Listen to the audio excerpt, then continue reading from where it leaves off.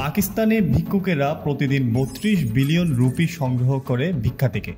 বছর শেষে এই পরিমাণ দাঁড়ায় বিস্ময়কর প্রায় ১১৭ ট্রিলিয়ন রুপি, যা মার্কিন ডলারে ৪২ বিলিয়ন ডলার। আর এই অর্থ দেশের মোট জিডিপির ১২%। হজ যাত্রীর বেশে সৌদি আরবে গিয়ে ভিক্ষা করা পাকিস্তানে খুব সাধারণ এক ব্যাপার। এই সংখ্যা এত বেড়ে গেছে যে ইদানিং সৌদি আরব রাষ্ট্রীয়ভাবে পাকিস্তান সরকারের কাছে উদ্বেগ প্রকাশ করে এবং তা থামানোর জন্য অনুরোধ জানিয়েছে। তবে অনুরোধের ভাষা খুব নরম ছিল না। সৌদি কর্তৃপক্ষ সতর্ক করে জানিয়েছে, পরিস্থিতি নিয়ন্ত্রণে না এলে তা পাকিস্তান থেকে যাওয়া হাজিদের ভিসা দেওয়ার ক্ষেত্রে প্রভাব ফেলতে পারে। সৌদি রাষ্ট্রদূতের সঙ্গে এক সাক্ষাতে পাকিস্তানের স্বরাষ্ট্রমন্ত্রী আশ্বাস দিয়েছেন, এর জন্য দায়ী মাফিয়াদের বিরুদ্ধে কঠোর ব্যবস্থা নেওয়া হবে। পাকিস্তানের ধর্ম মন্ত্রণালয় ওমরা এক চালু করবে এবং হজে যারা লোক পাঠানোর ব্যবস্থাপনায় কাজ করে সেই সব ট্রাভেল এজেন্সিকে নিয়ন্ত্রণের আওতায় আনবে।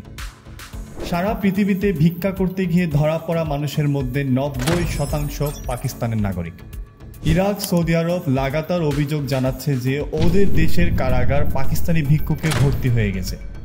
২০২২ সালে প্রধানমন্ত্রী শাহবাজ শরীফ এই বিষয়ে মন্তব্য করতে গিয়ে জানিয়েছিলেন, আজ যখন কোনো বন্ধু দেশে যাই বা তাদের ফোন করি, তারা ভাবে টাকা ভিক্ষা চাইতে এসেছে। পাকিস্তানের centre for business and society এক গবেষণা প্রতিবেদনে জানিয়েছে, করাচি শহরে ভিক্ষুকদের প্রতিদিন গড় আয় প্রায় ২,০০০ রুপি, লাহোরে ১,৪০০ রুপি আর ইসলামাবাদে ৯৫০ রুপি। দেশে অদক্ষ শ্রমিকের ধারে কাছেও রোজগার করতে পারে না। এই পরিমাণ অর্থ কিছু না করে রোজগার করছেন দেশের ৩,৮০,০০,০০০ মানুষ।